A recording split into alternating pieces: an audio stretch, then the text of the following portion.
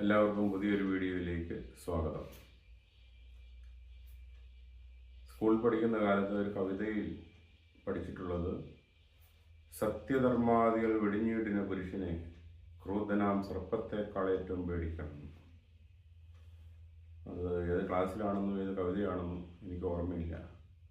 ഓർമ്മയുള്ളവരാരെങ്കിലും ഉണ്ടെങ്കിൽ താഴെ നിന്ന് കമൻറ്റ് ചെയ്താൽ നല്ലതായിരുന്നു. സ്കൂളിൽ പഠിക്കുന്ന കാലത്ത് സത്യവും ധർമ്മവും പാലിക്കണമെന്ന് കുട്ടികളെ പഠിപ്പിച്ചിരുന്നു. അങ്ങനെ സത്യത്തിലും ധർമ്മത്തിലും അടിയുറച്ച ജീവിതമുള്ള തലമുറ വളർന്നു വന്നിരുന്നു. ഇപ്പോൾ എല്ലാവരും കൂടുതൽ പാഠ്യഭാഗങ്ങളിൽ, ശാസ്ത്രത്തിൻ്റെ നേട്ടങ്ങളിൽ, കൂടുതൽ വിദ്യാഭ്യാസം ലഭിക്കുന്നതിന് വേണ്ടിയുള്ള നെട്ടോട്ടത്തിൽ, സ്വഭാവ രൂപീകരണത്തിൽ പലപ്പോഴും ശ്രദ്ധിക്കാറില്ല. സത്യം, ധർമ്മം, സ്നേഹം, വിശ്വസ്തത, കരുണ, ഈ 5 കാര്യങ്ങൾ ബാല്യം മുതൽ കുഞ്ഞുങ്ങളിൽ തക്കോണം വരെ വളർത്തിക്കൊണ്ടുവരികയാണെങ്കിൽ തീർച്ചയായിട്ടും നല്ലൊരു സമൂഹത്തെ നമുക്ക് വാർത്തെടുക്കുവാനായിട്ട് സാധിക്കും. സത്യം എന്ന് പറയുന്നത് എന്താണ്? പീലാത്തോസ് യേശുക്രിസ്തുവിന് ചോദിക്കും, സത്യം എന്നാൽ എന്ത്?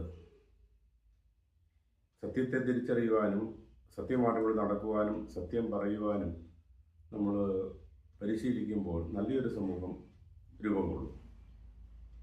ധർമ്മം പാലിക്കുവാനായിട്ട് എല്ലാവർക്കും സാധിക്കണം. ഓരോന്നിനും അതിൻ്റേതായ ധർമ്മമുണ്ട്.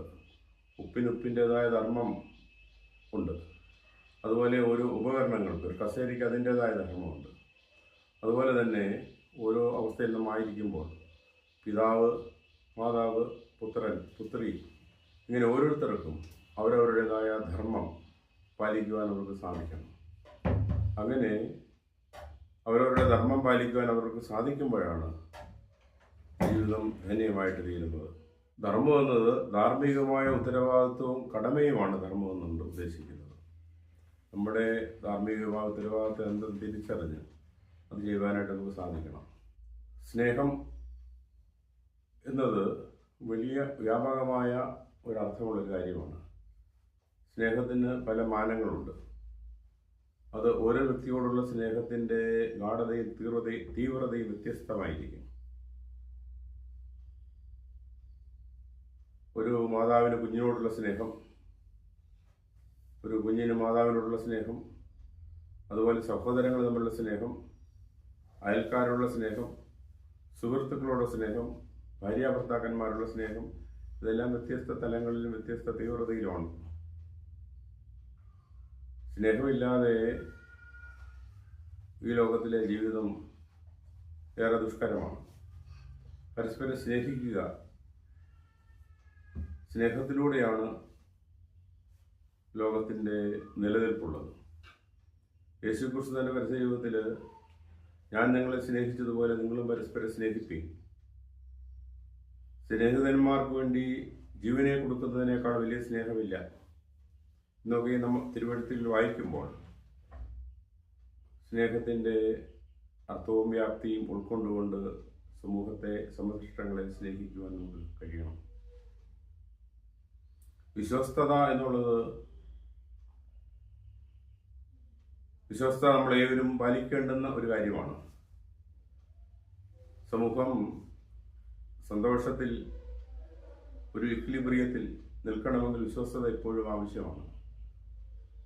അത് ഒരു സ്ഥാപനത്തിൻ്റെ ആയിക്കോട്ടെ, ഒരു പ്രസ്ഥാനത്തിൻ്റെ ആയിക്കോട്ടെ, ഒരു സമൂഹത്തിൻ്റെ ആയിക്കോട്ടെ, മതത്തിൻ്റെ ആയിക്കോട്ടെ, എല്ലാത്തിൻ്റെയും, മതസംഘടനകളുടെയും രാഷ്ട്രീയ സംഘടനകളുടെയും ഒക്കെയും നിലനിൽപ്പിന് വിശ്വസ്തത ആവശ്യമാണ്.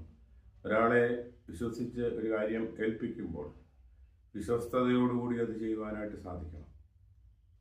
അത് ബാല്യം മുതൽ കുഞ്ഞുങ്ങൾ ശീലിക്കേണ്ട ഒന്നാണ്. ഒരു വിദ്യാർത്ഥിയായിരിക്കുമ്പോൾ ആയിരിക്കുന്ന അവസ്ഥയിൽ വിശ്വസ്തയോടെ അവനിൽ ഏൽപ്പിച്ചിരിക്കുന്ന കർത്തവ്യം പൂർത്തീകരിക്കാൻ സാധിക്കുമ്പോഴാണ് അവന് നല്ല നിലയിൽ വളരുവാനും ജീവിതത്തിൽ നല്ല മാനങ്ങളെ കണ്ടെത്തുവാനും അവന് സാധിക്കുന്നത്. 5-ാമതായിട്ട് കുഞ്ഞുങ്ങളെ പരിശീലിപ്പിക്കാൻ വേണ്ടിയിട്ടുണ്ടാകേണ്ടുന്ന ഒരു ക്വാളിറ്റിയാണ് കരുണ. കരുണ കാണിക്കാനായിട്ട് സാധിക്കണം. അനുകമ്പ, ദീനാനുകമ്പ എന്നൊക്കെ പര്യായമുള്ള പദമാണ് കരുണ. നമുക്ക് മറ്റുള്ളവരോട് കരുണ കാണിക്കുവാൻ നമുക്ക് സാധിക്കണം. അർഹിക്കുന്നവർക്ക് വേണ്ടുന്ന ചെയ്തു കൊടുക്കുവാൻ, ദാനധർമ്മങ്ങൾ ചെയ്യുവാനായിട്ട്, നമ്മളെക്കാൾ പ്രയാസം അനുഭവിക്കുന്നവരെ കരുതുവാനായിട്ട് ഒക്കെ സാധിക്കുന്നത് കരുണയുള്ള മനസ്സിൽ നിന്നാണ്. വേദന അനുഭവിക്കുന്നവരെ ആ വേദനയിൽ അവരെ താങ്ങുവാൻ, ദാരിദ്ര്യം അനുഭവിക്കുന്നവരെ കരുതുവാൻ, അതൊക്കെ സാധിക്കുന്നത് കരുണയുള്ള മനസ്സിലൂടെയാണ്. അപ്പോൾ ഈ 5 കാര്യങ്ങൾ നമുക്ക് ജീവിതത്തിൻ്റെ നിലനിൽപ്പിന് ആവശ്യമാണ്. ഇത് ബാല്യം മുതൽ തന്നെ പഠിക്കുകയും പരിശീലിക്കുകയും അത് നിലനിർത്തുകയും ചെയ്യുമ്പോഴാണ് നല്ല ഒരു സമൂഹം ഉണ്ടായിത്തീരുന്നത്. എന്നാൽ ഈ സ്നേഹവും വിശ്വസ്തതയും കരുണയും സത്യവും ഒക്കെ പാലിക്കുന്ന ആളുകൾ അതിനെ മുറുകെ പിടിക്കുമ്പോൾ അതിന് വിരുദ്ധമായിട്ടുള്ള രീതിയിലാണ് ഇന്നത്തെ ലോകത്തിൻ്റെ പോക്ക്. സത്യത്തെ മുറുകെ പിടിക്കുമ്പോൾ, കരുണ കാണിക്കുമ്പോൾ, സത്യം പറയുമ്പോൾ അതിനെതിരെ വാളെടുക്കുന്ന ആളുകളാണ് കൂടുതലും കാണുന്നത്. അങ്ങനെ സത്യവും ധർമ്മവും പാലിക്കാൻ ആഗ്രഹിക്കുന്നവരെ പെട്ടെന്ന് ഐസിയുലാക്കുവാനായിട്ട് വ്യഗ്രത കൊള്ളുന്ന ഒരു സമൂഹമുണ്ട്. എന്നാൽ നല്ലൊരു ലോകത്തിൻ്റെ നിലനിൽപ്പിന്, നല്ലൊരു സമൂഹത്തിൻ്റെ നിലനിൽപ്പിന്, നല്ല ഒരു മതത്തിൻ്റെ നിലനിൽപ്പിന്, നല്ലൊരു രാഷ്ട്രീയ കൂട്ടുകെട്ടിൻ്റെ നിലനിൽപ്പിന് ഇതൊക്കെയും ആവശ്യമാണ്. അങ്ങനെയുള്ളത് ദീർഘകാലം നിലനിൽക്കും. അങ്ങനെ നല്ല ഒരു സമൂഹത്തിൻ്റെ നിലനിൽപ്പിനും വളർച്ചയ്ക്കും സത്യവും ധർമ്മവും നീതിയും കരുണയും വിശ്വസ്തതയുമുള്ള ഒരു സമൂഹത്തെ കെട്ടിപ്പടുക്കുവാൻ നമുക്ക് സാധിക്കട്ടെ. അങ്ങനെ വരുമ്പോൾ മാത്രമാണ് നല്ല ഒരു സമൂഹം മുന്നോട്ട് വരികയും നല്ല പരസ്പരം കരുതുകയും സ്നേഹിക്കുകയും ഉയർച്ചയും വളർച്ചയുള്ള സമൂഹത്തെ നമുക്ക് കാണുവാനായിട്ട് സാധിക്കുകയുള്ളൂ. അതിന് മാതാപിതാക്കളും അധ്യാപകരും എല്ലാ സമൂഹത്തിൻ്റെ പരിഷ്കർത്താക്കളും ഒത്തൊരുമിച്ച് പ്രവർത്തിക്കുമ്പോൾ നല്ലൊരു സൊസൈറ്റി രൂപീകൃതമാകാൻ സാധിക്കും. അതിന് നമുക്ക് സാധിക്കട്ടെ എന്ന് ആശംസിക്കുന്നു.